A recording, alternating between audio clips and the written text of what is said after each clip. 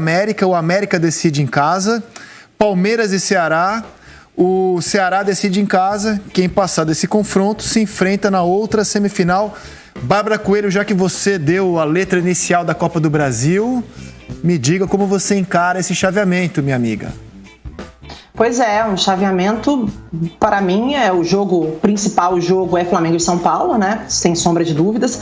A gente tem aí algumas equipes que fazem bons trabalhos, o América Mineiro, o próprio Cuiabá. Eu vou colocar o Ceará também nesse pacote, mas são equipes que não entram como favoritas, como a gente pode ver pelos confrontos, né? Confrontos dificílimos, mas também são adversários que podem complicar a vida desses gigantes. E a gente está falando aí, por exemplo, o Grêmio é uma equipe extremamente copeira, né? Uma equipe que costuma jogar muito bem as Copas. A gente tem também o Palmeiras, que passa por dificuldades nesse momento, está numa mudança de treinador, e aí a gente vai entender melhor a filosofia de trabalho, o que vai acontecer no restante da temporada, mas é um clube que quando chega para brigar, eu inclusive sou bem zoada pelos haters em rede social, porque eu sempre coloco o Palmeiras como um dos times mais competitivos do Brasil, mesmo quando a fase não é muito boa, porque é assim que eu enxergo o Palmeiras. O Palmeiras é um time que ele compete muito bem, é um time muito difícil. Nos últimos anos vem competindo. Há alguns anos ganha algumas competições, consegue conseguir os títulos, consegue conquistar os títulos, mas está sempre brigando. Então eu vejo que são confrontos, o mais complicado de todos, que a gente não tem como apontar favorito. Para mim, fica muito em aberto São Paulo e Flamengo, mas acho também que tem algumas equipes aí que podem surpreender os grandes do futebol brasileiro e podem sim ir para as semifinais dessa competição. Mata-mata é mata-mata, né? Aquele clichêzaço. Não dá pra gente apostar todas as fichas. É muito diferente de quando a gente projeta, por exemplo, um campeonato brasileiro. Então, tô animada para ver essas quartas de final. Põe o chaveamento aí, diretora. Tá aqui no nosso telaço, ó. Flamengo e São Paulo. São Paulo é um clube que acaba de golear o Flamengo no domingo passado, 4-1. Cuiabá e Grêmio. Cuiabá eliminou o Botafogo, é um time de Série A, e o Grêmio suou para eliminar o Juventude, em 2 vitórias por 1-0, nas duas, muito sofrimento. Cuiabá faz uma campanha melhor que a do Juventude na Série B. Palmeiras e Ceará. O Ceará acaba de eliminar o Santos na Copa do Brasil. Internacional e América. O Inter, a gente sabe, hoje é o líder do Campeonato Brasileiro, tem dificuldades de elenco. O Cudê pôde poupar muitos jogadores no duelo contra o Atlético Goianiense. Poderá poupar contra o América, que despachou o Corinthians, que venceu o Inter no sábado? Cara, vejo tudo muito em aberto aí, Paulo Vinícius Coelho. Tem a questão também da coincidência de seleção brasileira, né? O Flamengo já gritou e o Palmeiras vai perder 4 jogadores, o Flamengo vai perder também o Isla, vai perder a Arrascaeta, vai perder agora o Pedro, perde Everton Ribeiro também. E o Rodrigo Caio está machucado. Certeza que eles perdem, os jogadores convocados perdem o jogo da ida. O jogo da volta, como a seleção joga numa terça-feira, talvez eles participem. E talvez participem naquele esquema, né? Jogaram na terça-feira e vão ter que jogar na quarta. O Everton, goleiro do Palmeiras, jogou na terça-feira pela seleção brasileira e na quarta-feira tomou um gol de fora da área na terça-feira e um gol de fora da área na quarta-feira. Quem é que disse que o gol de fora da área que ele tomou na quarta-feira, jogando pelo Palmeiras, não foi provocado também por ele ter desgaste, uma bola que ele...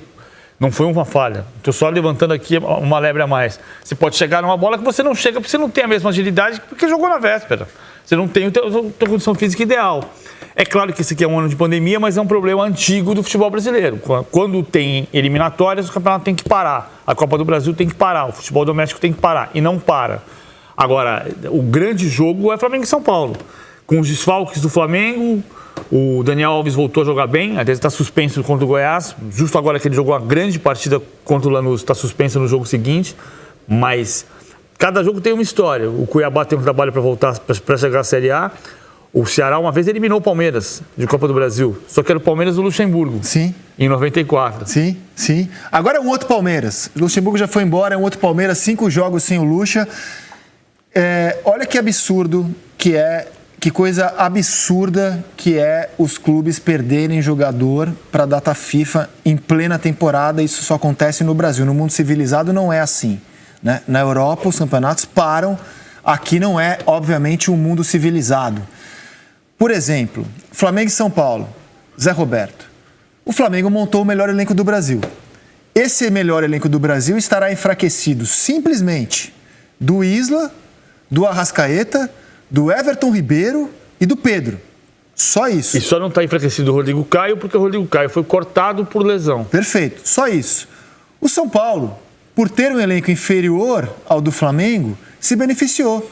Porque o São Paulo não tem jogador convocado no seu time titular. O São Paulo não tem jogador convocado para a seleção, nem brasileira, nem de fora. Então o São Paulo se beneficia disso. Daqui a pouco vai ter gente planejando montagem de elenco assim. Só contrata o jogador que não é de seleção, Zé Roberto. Rizek, o calendário aqui no Brasil,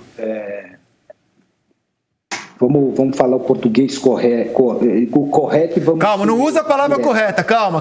Vamos ser educados, Zé, calma. Eu sei que você pensou, calma, vamos ser educados. Não vamos ficar passando pano não, Rizek, o calendário é ridículo, cara.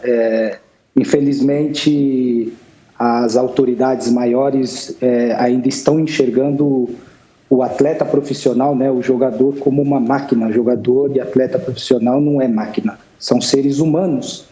E, infelizmente, nessa questão, o futebol brasileiro está com a mentalidade ainda de 50 anos atrás. Precisa melhorar, precisa rever isso, até porque o maior modelo que a gente pode buscar como exemplo foi o que fizeram as federações junto com a própria FIFA, né, reduzindo os jogos quando voltou, né, o calendário da Champions, né, fazendo como se tivesse colocando os jogadores numa bolha, né, num país onde o número de infectados, a pandemia estava menor que nos outros países. Portugal conseguiram finalizar a competição de uma forma que foi ágil, prática e não precisou exigir tanto dos atletas, né?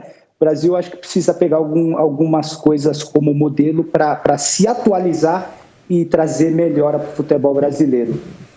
O confronto entre essas equipes, né, nessa quartas de final da Copa do Brasil, eu acho que todos os confrontos, para mim, tem um equilíbrio ali entre as equipes, vivendo cada uma o seu momento, só que o duelo aí que vai chamar bastante atenção, assim, o duelo, né, o confronto, eu acho que vai ser São Paulo e Flamengo, sem sombra de dúvida. Vou pegar, então, a palavra de volta e já vou virar a chave aqui, porque teremos muito tempo ainda para falar de Copa do Brasil. E, só para esclarecer, hein? Nenhuma crítica à convocação do Pedro, porque, tecnicamente, eu acho essa convocação espetacular. Acho que o Tite escolhe aquele que, nesse momento, com sobras, o melhor centroavante brasileiro. O Neymar não foi desconvocado, né? Porque a seleção acredita que o Neymar não poderá jogar a primeira partida, mas talvez tenha condição de enfrentar o Uruguai dos 2 próximos compromissos. Então o Neymar segue no grupo. Pedro, maravilhosa convocação. A gente está lamentando o calendário do futebol brasileiro, que não tem a ver com o Tite. O calendário do futebol brasileiro, o Zé Roberto usou um termo educado, é o que dá para falar na televisão, mas faz essa aberração com os nossos clubes. A equipe que monta o melhor elenco é prejudicada contra aquela que monta um elenco inferior e não vai ter desfalques para um jogo tão importante do nosso calendário. Paulo Vinícius Coelho, 5 jogos sem o Lucha.